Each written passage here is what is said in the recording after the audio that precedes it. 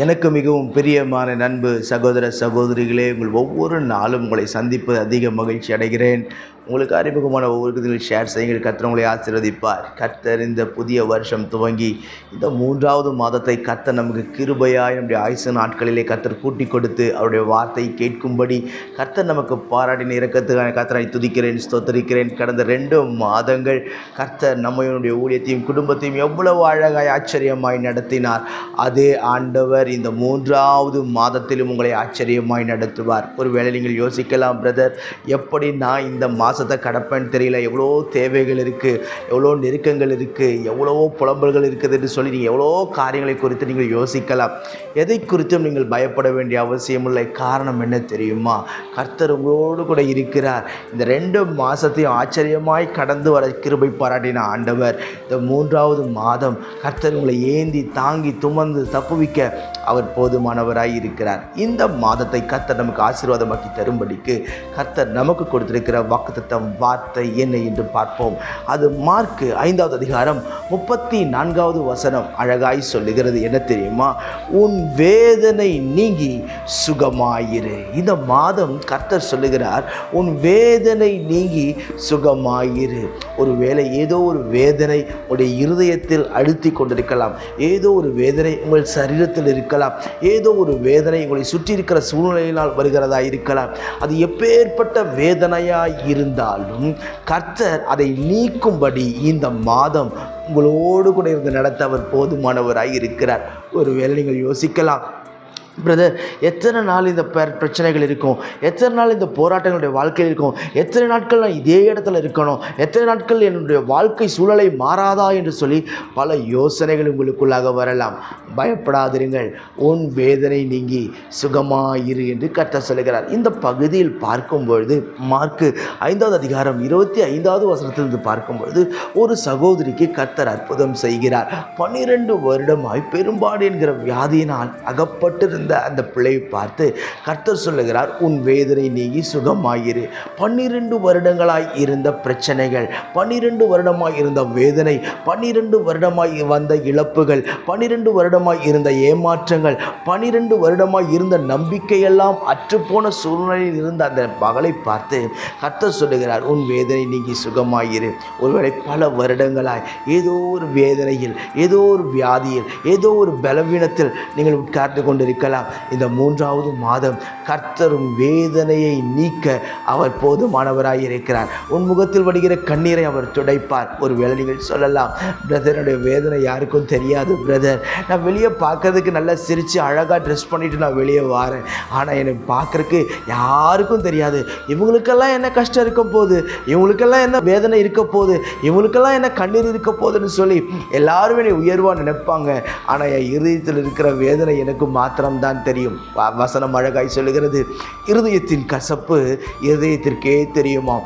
இன்றைக்கு உங்களுடைய இருதயத்தில் இருக்கிற வேதனை, உங்கள் இருதயத்தில் இருக்கிற கஷ்டம், உங்கள் இருதயத்தில் இருக்கிற காயங்களை கர்த்தர் ஆற்றி உன் வேதனைகள் எல்லாவற்றையும் நீக்க அவர் போதுமானவராய் இருக்கிறார். பிரியமானவர்களே, கர்த்தர் எந்தெந்த பகுதியில் கர்த்தர் நமக்கு அற்புதங்களை செய்வார் என்று மாத்திரம் நான் தியானித்து இந்த மாதத்தின் ஆசீர்வாதத்திற்காய் நான் உங்களுக்காக ஜெபிக்க போகிறேன். மத்தேயு 4வது அதிகாரம் 24வது வசனம் சொல்லுகிறது, அவருடைய கீர்த்தி சீரியா எங்கும் பிரசித்தம் ஆயிற்று.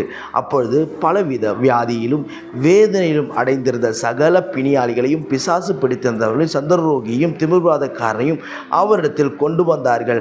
அவர்களை சொஸ்தமாக்கினார். பல விதமான வேதனை எதனால் வருகிறது? பிசாசினால் உண்டாகிற வேதனை. நன்றாய் கவனியுங்கள். பிரதனுக்கு விரோதமாக யாரோ மந்திரம் பண்ணிட்டாங்க, எனக்கு விரோதமாக யாரோ ஏவல் பண்ணிட்டாங்க, எனக்கு விரோதமாக யாரோ சூனியம் வச்சுட்டாங்கன்னு சொல்லி சிலர் யோசித்து பயந்து கொண்டு உட்கார்ந்து கொண்டிருக்கலாம். உனக்கு விரோதமாய் உருவாக்கப்படும் எந்த ஆயுதமும் வாய்க்காதே போகும் என்று கர்த்தர் சொல்லுகிறார். ஒரு வேலையுடைய சூழ்நிலையெல்லாம் பார்த்து நீங்கள் பயந்து, என் பிள்ளைக்கு விரோதமா, என் குடும்பத்துக்கு விரோதமா, என் கணவனாருக்கு விரோதமா ஏதோ ஒன்று பண்ணிட்டாங்க என்று சொல்லி நீங்கள் யோசிக்கலாம். இன்றைக்கு கர்த்தர் சொல்லுகிறார், எந்த பிசாசின் வேதனையாக இருந்தாலும், பிசாசினால் வருகிற எந்த ஒரு பிரச்சனையாக இருந்தாலும் கர்த்தர் அந்த வேதனைகளை நீக்க அவர் போதுமான வல்லமையானவராய் இருக்கிறார்.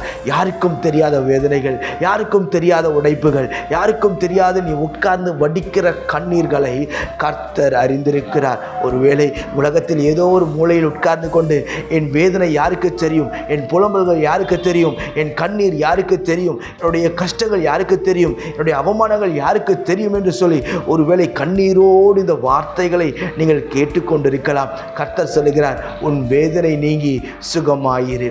இரண்டாவது அதே வசனம் சொல்லுகிறது, வியாதியினால் வருகிற வேதனைகள். திமிர்மாதக்காரர் வியாதியஸ்தர்களை இயேசுவின் பாதத்தில் கொண்டு வந்து வைக்கிறார்கள். வைக்கும் பொழுது கர்த்தர் அவர்களை சொஸ்தமாக்கினாராம்.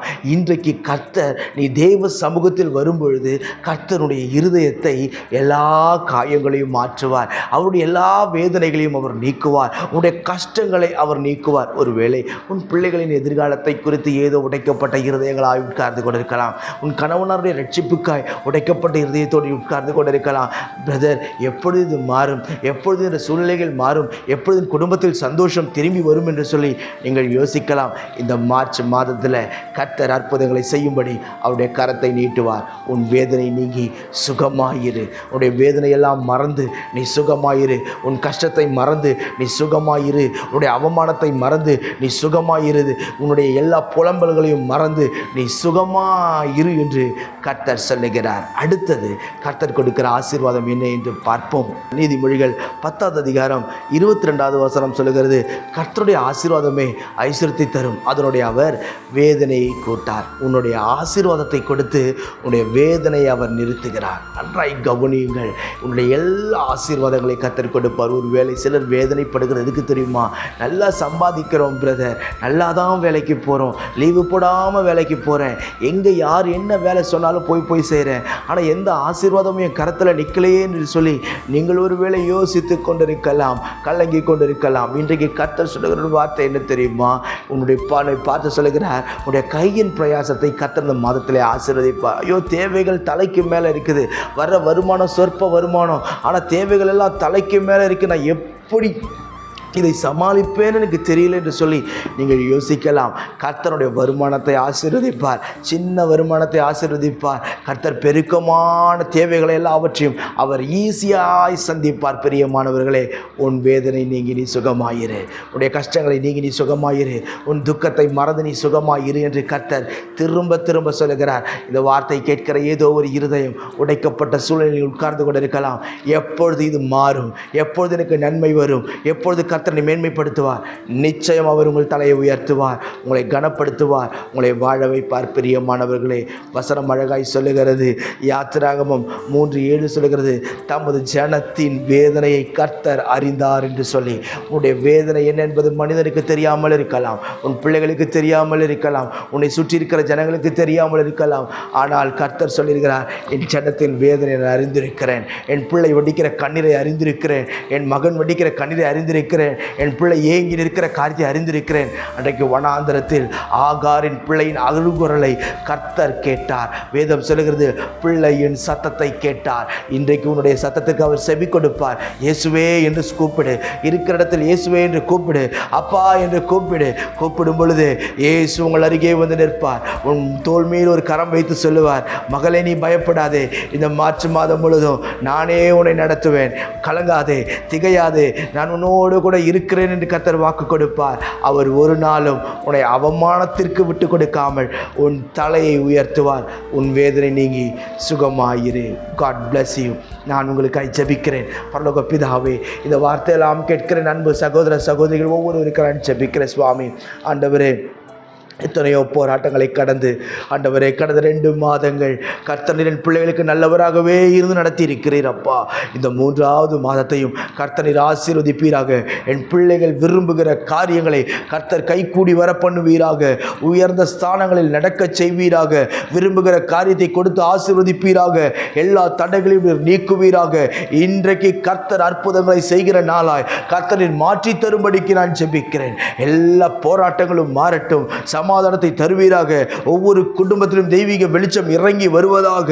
இயேசு என்கிற நாமத்தில் என் பிள்ளைகள் என்னென்ன காரியங்களை கேட்கிறார்களோ அத்தனை காரியத்தையும் கர்த்தரில் கொடுத்து ஆசீர்வதிப்பீராக. போராட்டங்கள் மாறட்டும். உங்களுடைய நாமத்தை மாத்திரம் நீர் உயர்த்தி மகிமைப்படுத்தும். இயேசுவின் நாமத்தில் ஜெபிக்கிறேன் ஜீவனுள்ள பிதாவே. ஆமென், ஆமென், ஆமென். God bless you.